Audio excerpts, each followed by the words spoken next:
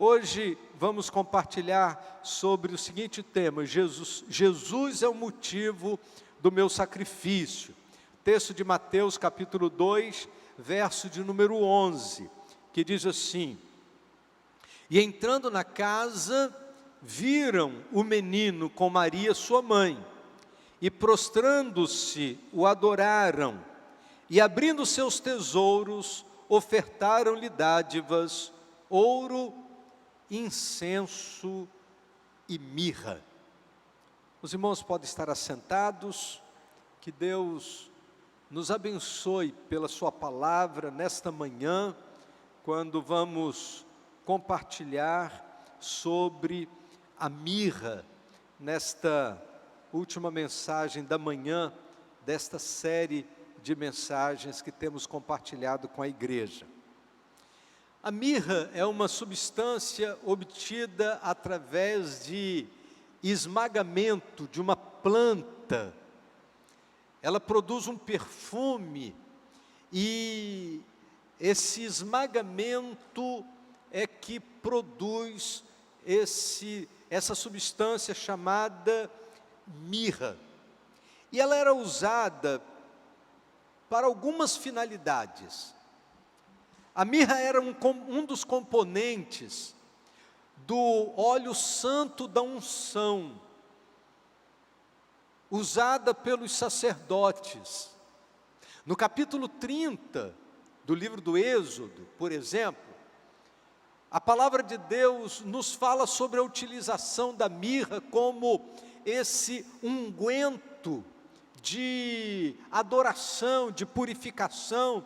Diz o texto a partir do verso 22, em seguida o Senhor disse a Moisés: junte as seguintes especiarias: 6 quilos de mirra líquida, a metade disso, ou seja, 3 quilos de canela, 3 quilos de cana aromática, 6 quilos de cássia com base no peso padrão do santuário, e 1 galão de azeite de oliva. Faça com eles o óleo sagrado para as unções, uma mistura de aromas, obra de perfumista. Este será o óleo sagrado para as unções. Use-o para ungir a tenda do encontro, a arca da aliança, a mesa e todos os utensílios, o candelabro, os seus utensílios, o altar do incenso, o altar do holocausto e todos os seus utensílios e a bacia com a sua base. Você os consagrará e serão santíssimos, e tudo o que neles tocar será santo. Então, a mirra no Velho Testamento e por ordem de Deus através de Moisés era um produto de consagração. Então, quando os magos trazem como presente a mirra para apresentar a Jesus, estavam trazendo a Jesus um elemento de consagração. Em outros momentos, e a palavra de Deus vai indicar, a mirra era usada também como um produto da medicina, era usada para produzir medicamentos. Os egípcios e os judeus usavam a mirra também num processo de mumificação dos cadáveres. Então, a mirra era usada para uma série de coisas diferentes. Nesse particular, quando os magos trazem a mirra para apresentar a Jesus naquele momento de culto, eles estavam usando a mirra para apontar para um dos serviços que Jesus prestaria à humanidade. A mirra apontava para o sacrifício de Jesus, que iria acontecer 33 anos depois do seu nascimento. É interessante que o nome Esmirna, e você lembra que dentre as 7 igrejas que Jesus enviou uma carta lá no livro de Apocalipse, tem uma igreja chamada Esmirna. O nome Esmirna, e a igreja de Esmirna é a igreja sofredora, não é? É a igreja que passou pelas mais terríveis perseguições.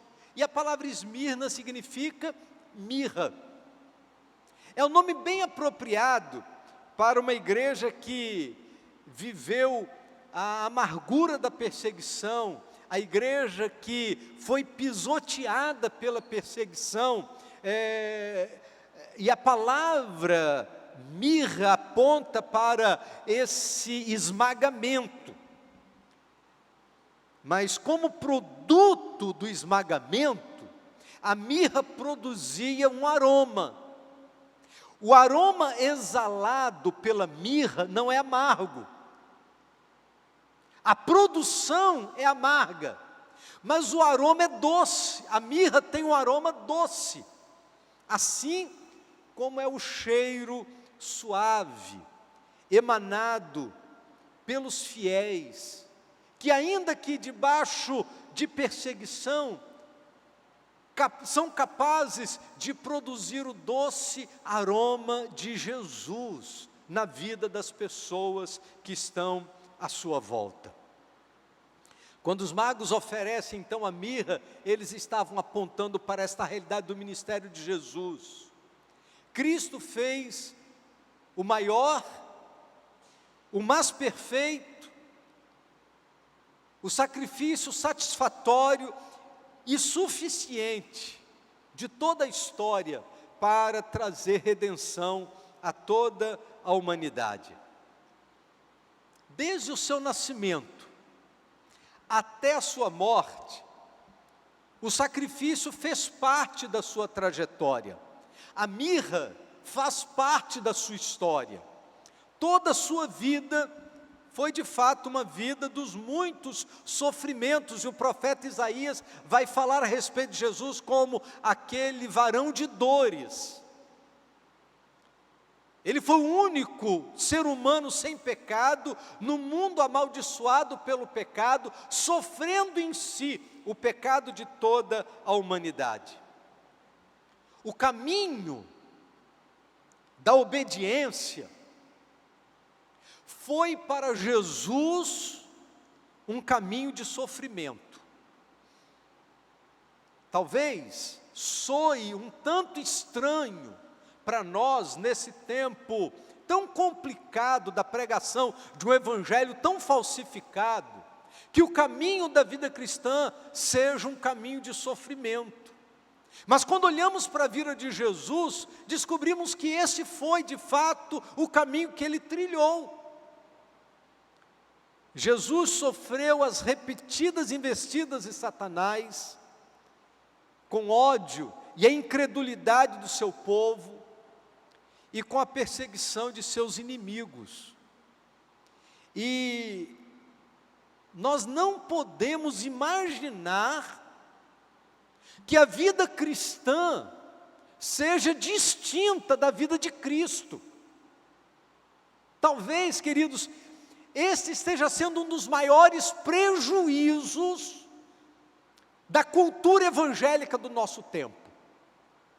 Que as pessoas imaginem que a vida cristã seja distinta da vida de Cristo. A gente diz que vive a vida de Cristo, mas nem sempre estamos dispostos a pagar o preço, a viver a mirra. Seu sofrimento foi cada vez mais evidente na medida em que o cumprimento da missão chegava ao seu lugar mais alto. O sofrimento iniciado na encarnação, e a encarnação de Jesus foi um momento de sofrimento, porque ele precisou viver o esvaziamento, de acordo com a expressão do apóstolo Paulo, esvaziou-se a si mesmo. Então, o sofrimento iniciado na encarnação chegou ao seu clímax na sua morte, quando pesou sobre ele a ira de Deus contra o pecado de toda a humanidade. A dor física, acompanhada da angústia da alma e da consciência de que Ele era mediador do pecado de todos nós, faz com que o peso do pecado recaísse sobre Jesus de modo pleno.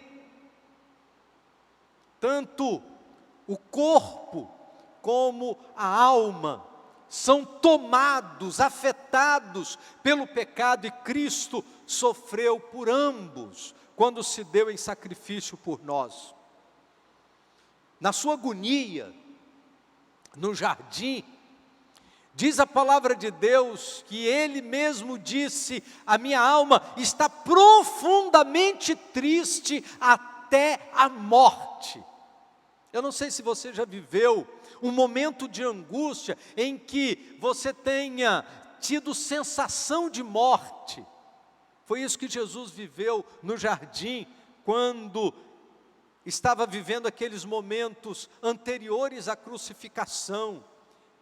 E logo depois ele foi esbofeteado, açoitado e crucificado para levar sobre si o nosso pecado.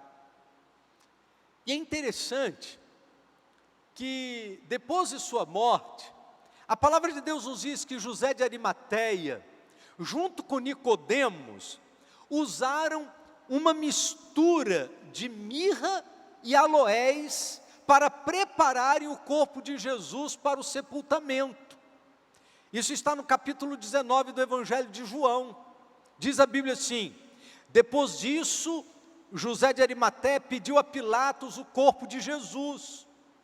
José era discípulo de Jesus, mas o era secretamente, porque tinha medo dos judeus. Com a permissão de Pilatos, veio e levou embora o corpo. Ele estava acompanhado de Nicodemos, aquele que antes tinha visitado Jesus à noite. Nicodemos levou cerca de 34 quilos de uma mistura de mirra e aloés. Tomando o corpo de Jesus, os dois o envolveram em faixas de linho com as especiarias, de acordo com o costume judaico de sepultamento. Olha que coisa interessante. Jesus recebe a mirra como presente dos magos no seu nascimento, e agora, depois da sua morte, José de Arimateia, junto com Nicodemos, usa a mirra para envolver o corpo de Jesus, como era o costume dos judeus. Então, quando nasceu, recebeu a mirra de presente, e quando morreu, a mirra envolveu seu corpo para a sepultura, fechando assim o seu ciclo de sofrimento.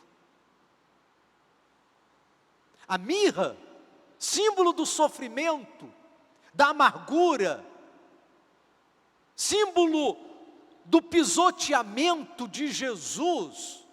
A mirra entra na sua história no seu nascimento e entra na sua história depois de sua morte, fechando assim esse ciclo de sofrimento, porque ele veio ao mundo para ser homem de dores, homem de sofrimentos. Quando o profeta Isaías fala a respeito da segunda vinda de Jesus, é interessante que a mirra não é citada. E eu não gosto de ver coincidência na Bíblia, eu gosto de ver coerência. O profeta Isaías, no capítulo 60, verso de número 6, falando a respeito da segunda vinda de Jesus, o profeta Isaías diz o seguinte: manadas e camelos cobrirão a terra, camelos novos de Midian e de Efá, virão de todos os de Sabá, carregando ouro e incenso, e proclamando o louvor do Senhor. Os três presentes trazidos pelos magos foram ouro, incenso e mirra.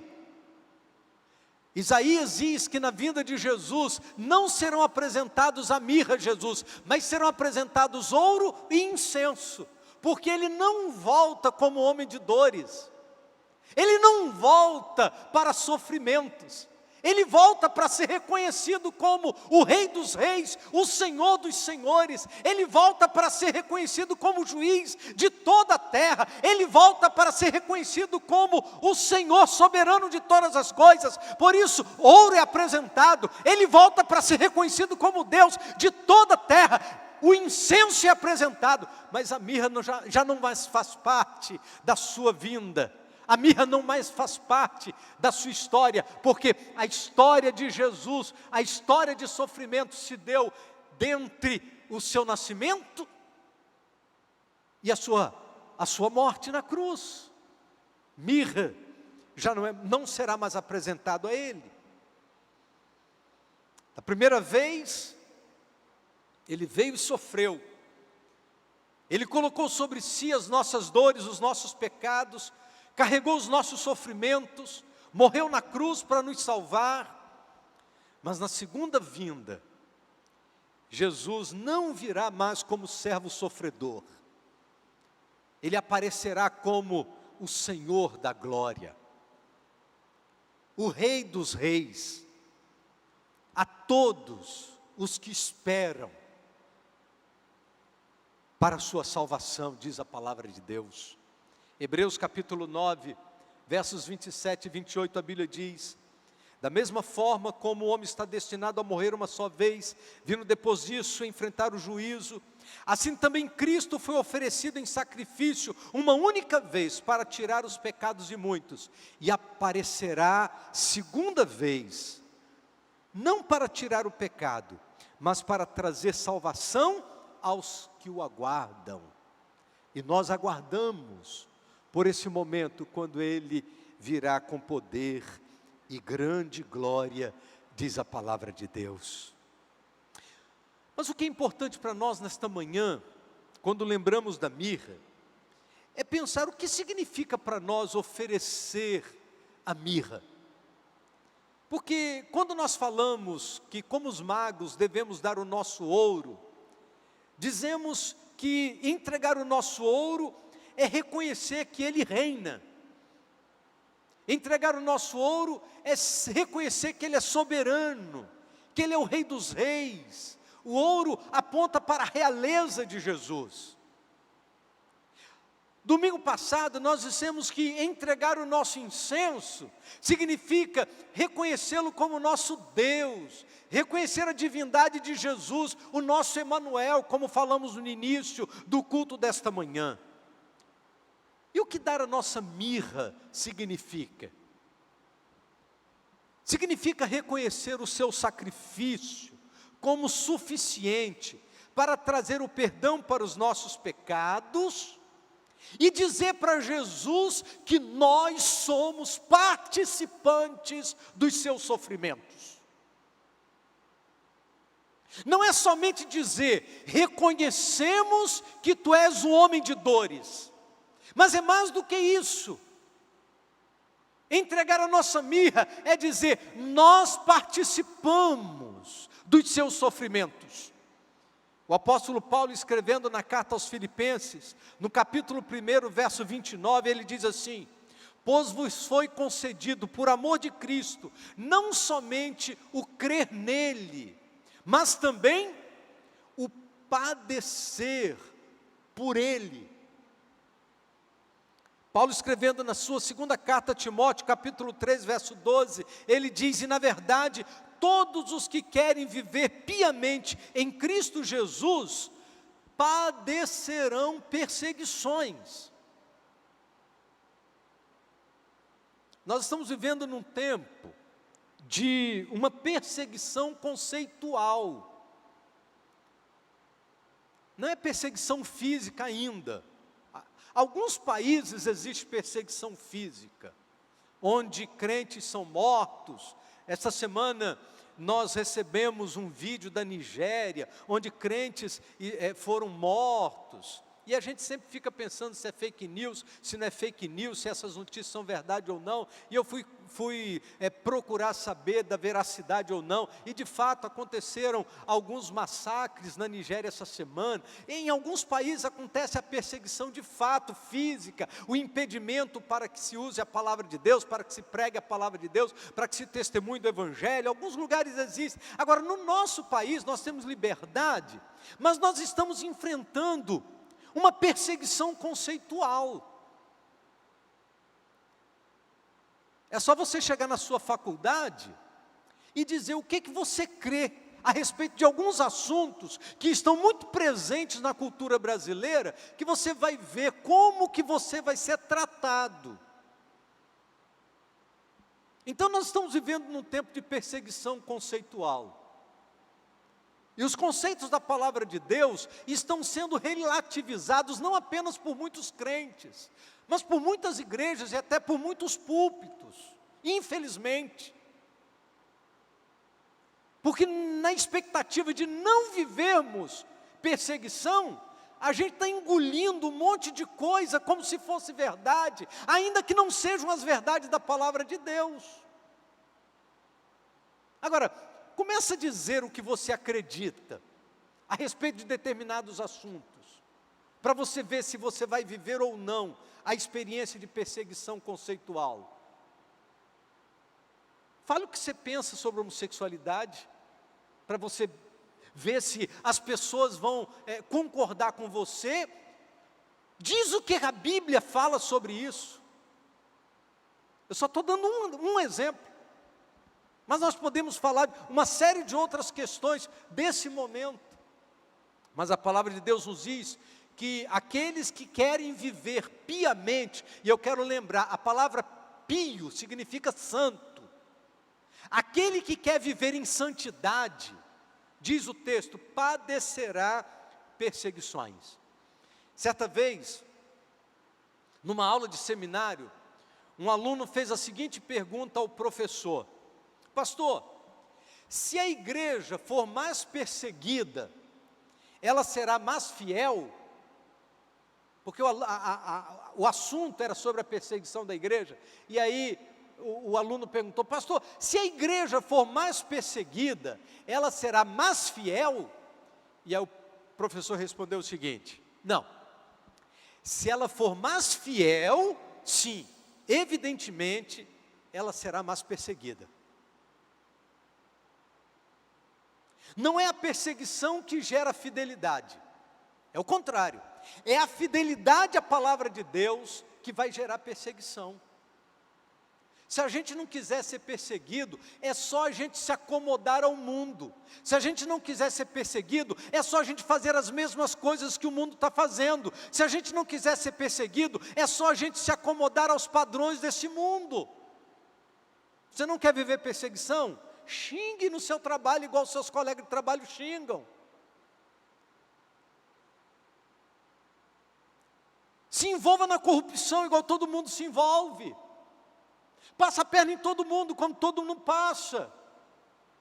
Agora, chega lá no seu trabalho e começa a dizer assim: não, eu sou fiel à minha esposa. E Deus, quando criou um homem e uma mulher, é porque na matemática de Deus, um homem era suficiente para atender a todas as necessidades de uma mulher, e uma mulher era suficiente para atender a todas as necessidades de um homem.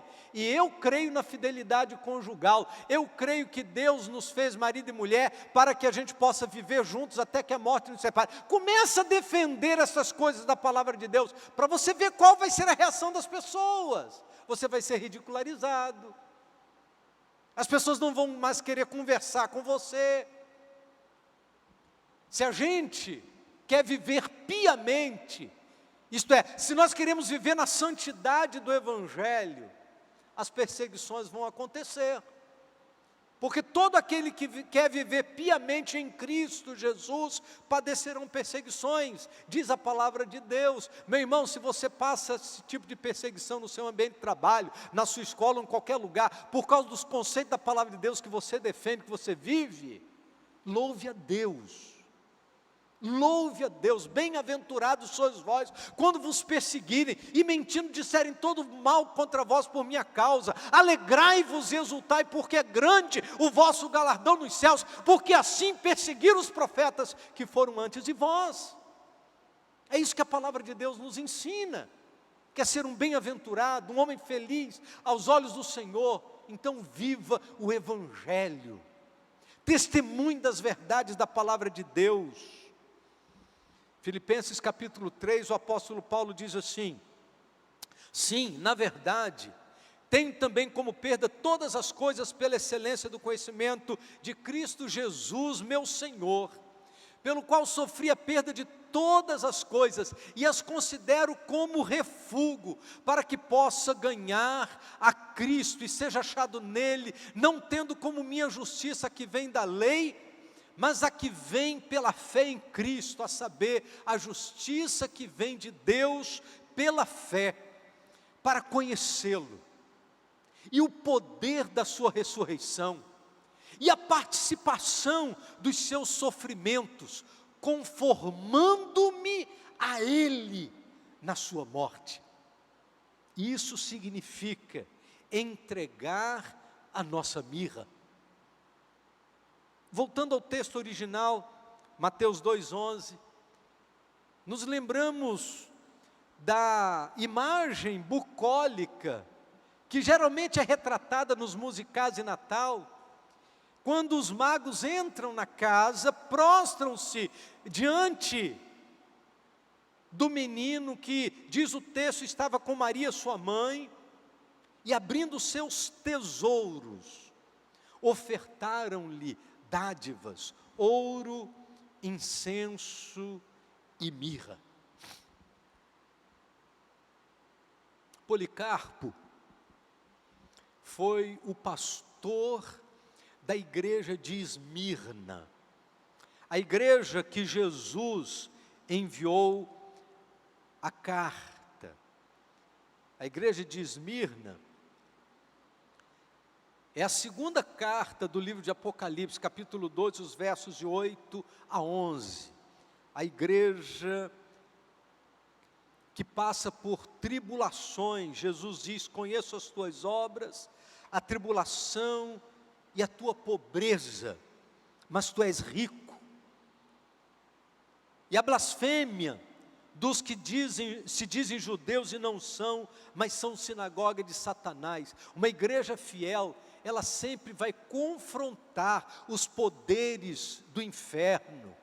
A igreja de Esmirna era assim, no meio dos sofrimentos, era uma igreja com coragem para enfrentar aqueles que, segundo a palavra de Deus, são sinagoga de Satanás. O pastor desta igreja chama-se Policarpo. Esmirna hoje fica na Turquia.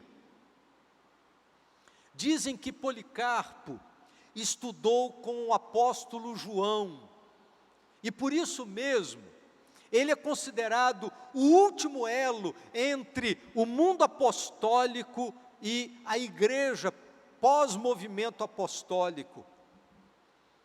Mas a lembrança da vida de Policarpo, especialmente da morte de Policarpo, que aconteceu no ano 155 depois de Cristo, nos faz entender o que é enfrentar a morte por amor a Jesus.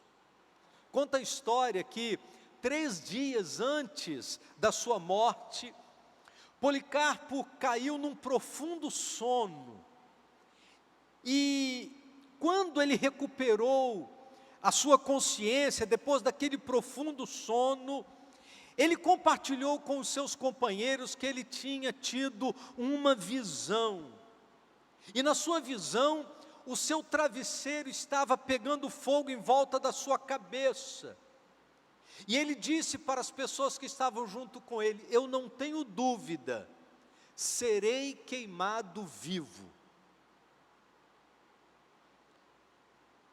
Algum tempo depois, as autoridades romanas capturaram dos cristãos. E um deles, no meio da tortura, acabou revelando a localização onde Policarpo estava, numa fazenda. Os soldados romanos foram capturá-lo, e diz a história que, ao invés de fugir da captura, Policarpo ofereceu aos seus perseguidores hospitalidade e comida.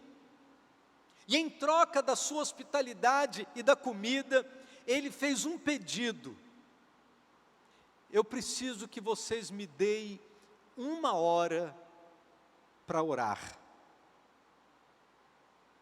E os soldados então ofereceram a Policarpo 1 hora de oração.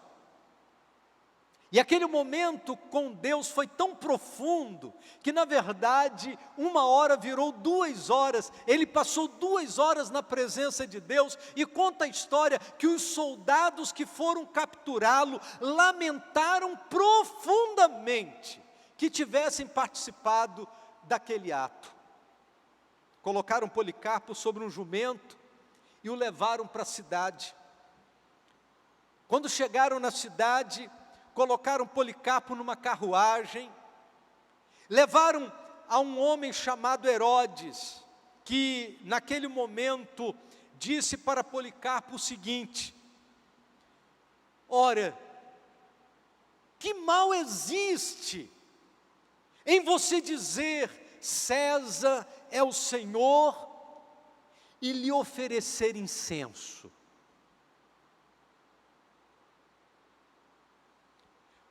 O que ofereceram a Policarpo não foi simplesmente a ideia de renunciar a Cristo, mas mais do que isso, reconhecer que César era Senhor e Deus. Porque a frase do seu algoz diz: o que mal há em dizer que César é Senhor? Lembra do ouro? Que César é Senhor e oferecer-lhe incenso. O incenso é sinal da divindade. E conta a história que Policarpo recusou a sugestão de renunciar a Cristo, e o funcionário então, num tom ameaçador, forçou Policarpo a sair da carruagem de maneira tão rude que ele feriu a sua perna. Mas ao invés de reclamar, sem sequer virar-se para trás, diz a história que Policarpo andou rapidamente, enquanto era escoltado até o estádio, onde um barulho ensurdecedor surgia da multidão de espectadores. Quando ele entrou, ele e os seus companheiros ouviram uma voz alta dizendo: sê forte, Policarpo, comporte-se como um homem. Não foi só Policarpo que ouviu. Os cristãos que estavam presentes naquele martírio ouvem também a mesma voz: sê forte, Policarpo, comporte-se como um homem. E ele foi levado perante o procônsul, que o incitou a negar a sua fé em Cristo e curvar-se diante o imperador, dizendo: jure pela fortuna de César. Então o procônsul insistiu mais uma vez que ele negasse a Cristo, e Policarpo respondeu para ele o seguinte: há 86 anos eu tenho sido servo e ele nunca me faltou. Como blasfemarei contra meu rei que me salvou? Novamente, o procônsul exortou Policarpo a jurar por César, e Policarpo respondeu o seguinte: como você finge não saber quem e o que sou eu? Ouça-me declarar com ousadia: eu sou cristão. E se você quiser saber mais sobre o cristianismo, ficarei feliz em marcar uma reunião.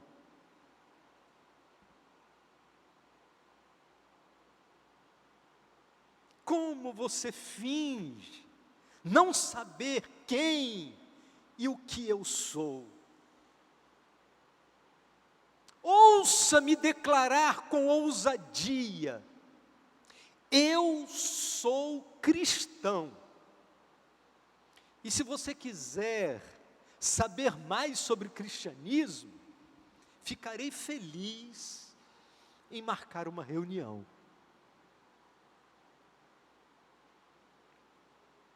Conta a história que o procônsul ficou furioso com essa resposta de Policarpo e disse para ele: você sabe que tenho animais selvagens à sua espera. Eu o entregarei a eles, a menos que você se arrependa. Policarpo respondeu: mande trazê-los, porque não estamos acostumados a nos arrepender do que é bom para mudar para o que é mal. Mande as feras. Mande as feras. Em seguida, o procônsul ameaçou queimar Policarpo vivo. E Policarpo respondeu: você me ameaça com o fogo que queima durante um momento e logo se apaga. Você não conhece o fogo vindouro do julgamento e castigo eterno, reservado para os ímpios? Por que está se delongando? Faça o que lhe agradar. Nesse momento, o procônsul enviou seu arauto à arena para anunciar a todos que Policarpo havia confessado ser cristão. E a multidão reunida, com uma fúria violenta, conta a história, pedia que Policarpo fosse queimado vivo. E rapidamente fizeram uma fogueira juntando lenha de oficinas e banheiros públicos, diz a história. Policarpo tirou sua roupa, tentou tirar os seus sapatos, mas não conseguiu por causa da sua idade já avançada. Os seus guardas se prepararam para prendê-lo à estaca, mas ele disse calmamente: deixe-me como estou, pois aquele que me dá força para suportar o fogo, também me dará força para permanecer firme na fogueira, sem pregos no meu corpo. Eles amarraram as suas mãos para trás, e naquele momento, Policarpo ofereceu um salmo de louvor e de gratidão a Deus. Seus perseguidores acenderam fogo. Segundo a história, à medida que as chamas aumentavam, Policarpo salmodiava. Só que o fogo não chegava no seu corpo como era esperado por todos. O fogo formava um círculo em redor dele, mas seu corpo não queimava. E como o fogo não teve o efeito sobre o seu corpo, um carrasco foi ordenado a descer e esfaqueá-lo com sua espada até a morte. E conta a história que o sangue de Policarpo apagou todo o fogo.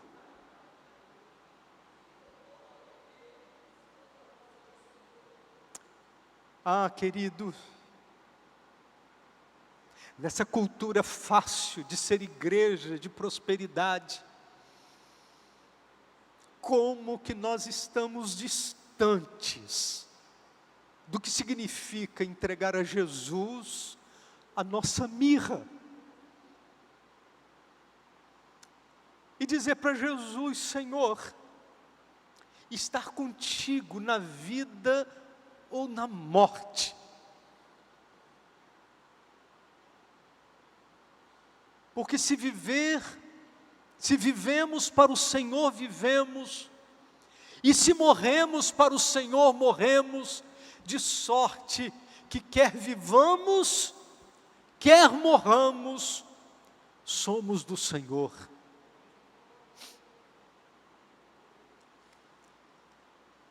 Todos nós gostamos muito das expressões do capítulo 8 da carta aos Romanos, quando a Bíblia diz: quem nos separará do amor de Cristo?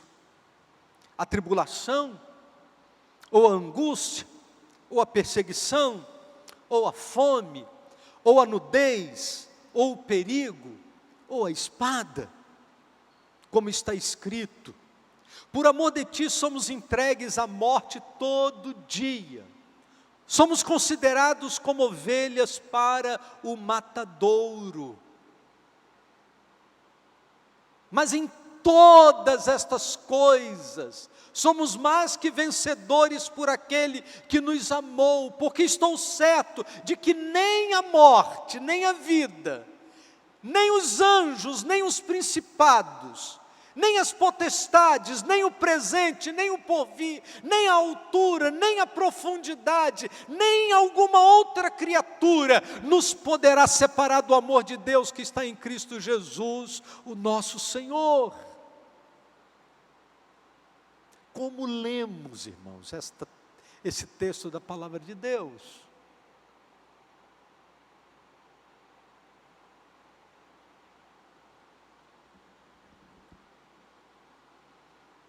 A morte de Policarpo, no ano 155 depois de Cristo, um pastor, sacrificado pelo amor ao Evangelho, nos lembra que o Espírito que habita em nós é que nos capacita a permanecermos de pé no meio todas as circunstâncias. Nesta manhã, seja você no presencial, ou você que está no culto online,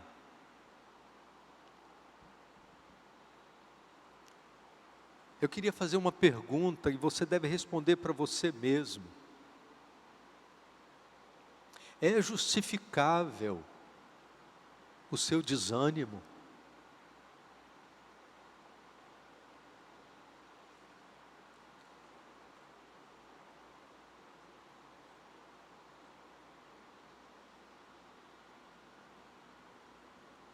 Há justificativa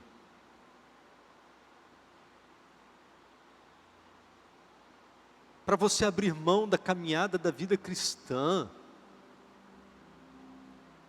por conta de ameaças que, gente, não tem comparação com aquilo que a palavra de Deus está dizendo. Será que o amor de Jesus perdeu o efeito na sua vida? Será que a promessa da palavra de Deus já não vale mais para você?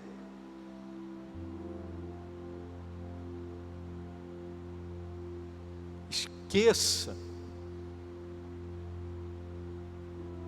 a imagem bucólica dos magos oferecendo ouro, incenso e mirra. E ande um pouco, dê um passo, entenda o que isso significa na prática, na vida de Jesus e na minha vida.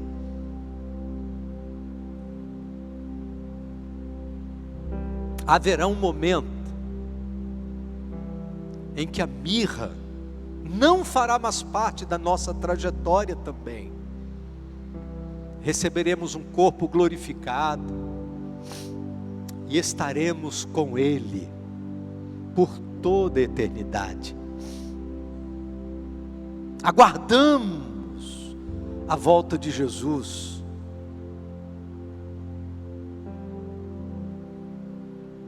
Mas enquanto estamos na trajetória da vida cristã, não podemos imaginar que possa haver vida cristã dissociada da vida de Cristo.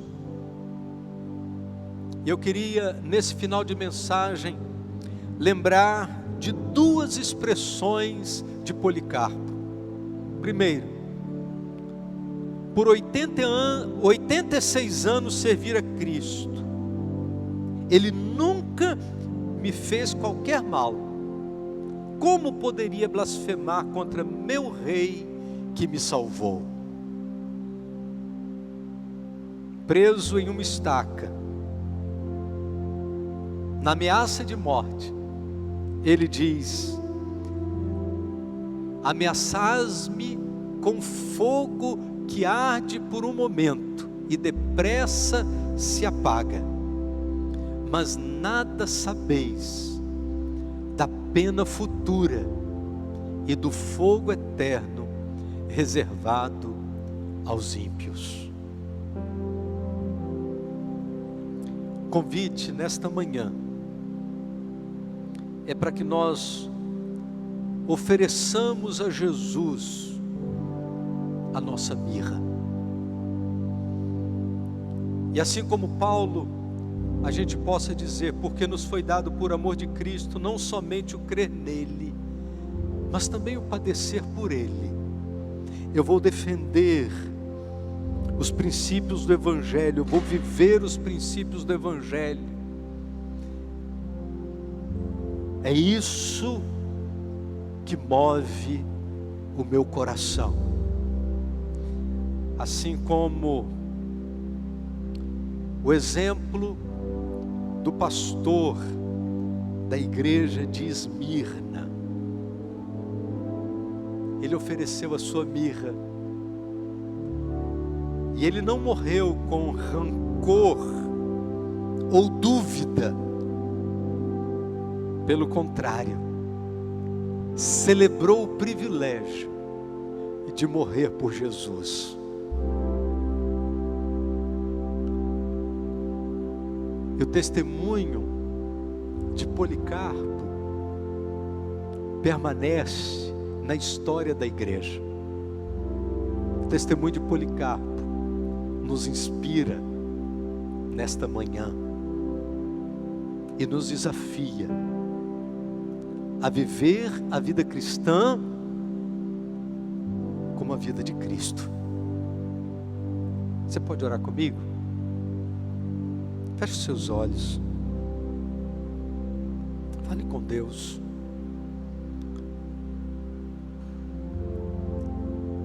Somos desafiados nesta manhã a oferecer ao Senhor a nossa mirra e a dizer: Senhor, a minha vida é tua, e eu quero te glorificar, seja na vida, seja na morte.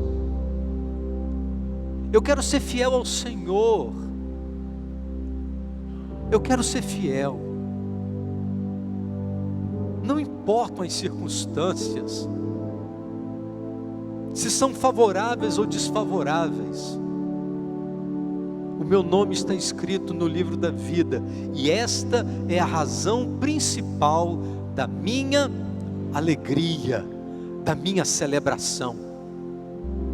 Já pertenço a Jesus, a minha vida é dele.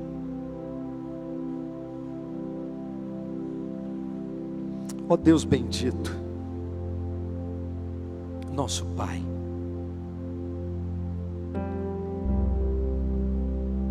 nesta manhã, somos desafiados pela Tua Palavra.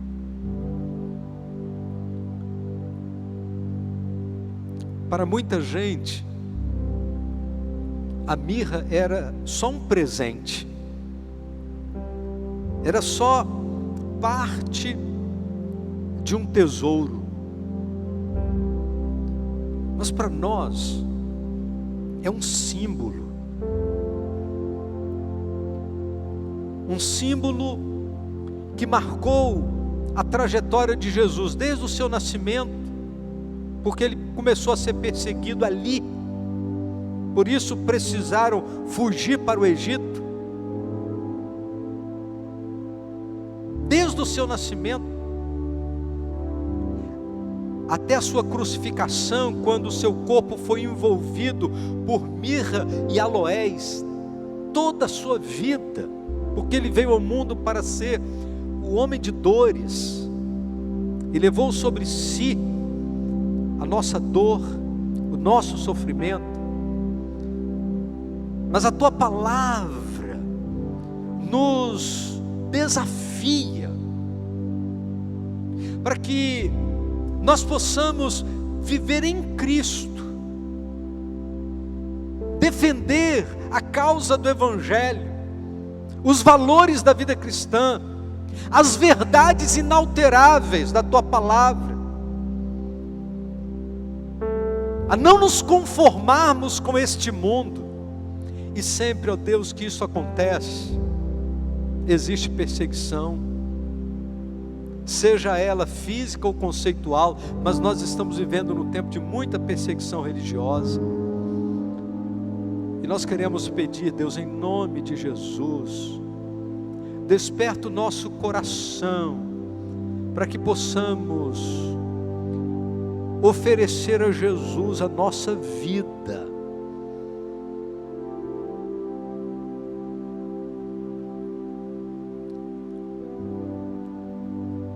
Porque seja na vida, ou seja na morte, queremos te glorificar,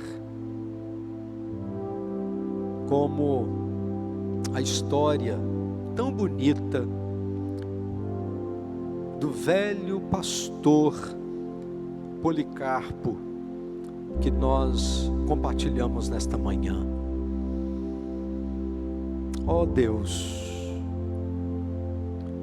quanta gente desanimada por tão pouco, esquecidos do grande sacrifício, esquecidos do sangue derramado, esquecidos da promessa de que o amor do Senhor haveria de se manifestar a nós em todo o tempo e em todas as circunstâncias. Deus, desperta-nos, Deus, desperta-nos, abre os nossos olhos, Senhor, abre os nossos olhos, ajuda-nos, ó Deus, a ver as coisas como elas de fato são. A palavra do Senhor não volta atrás, a palavra do Senhor é a verdade. Por isso, ó Deus, ajuda-nos a mantermos o nosso coração e a nossa vida firmados no Senhor e na tua vontade. Em nome do Senhor Jesus. Amém, Senhor.